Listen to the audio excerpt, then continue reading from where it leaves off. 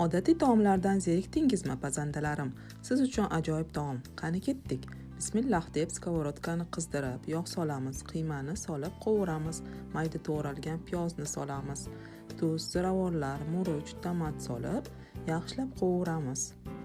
Ozgina suv solib, olovni past qilib, dimlab qo'yamiz. Yanada qiziq retseptlarni o'tkazib olmaslik uchun menga podpisatsiya bo'lib oling. Qirg'ichdan chiqarilgan kartoshkaga tuxum, tuz, murch, ko'kat solib, yaxshilab aralashtiramiz.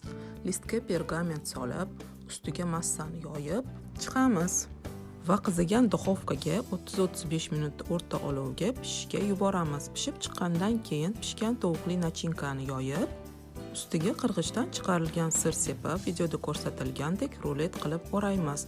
Ustiga ham sir sepamiz. Yana 10 minutga yuboramiz duxovkaga. Mazali taomimiz tayyor.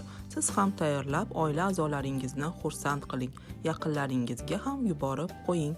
Like bosish esingizdan chiqmasin.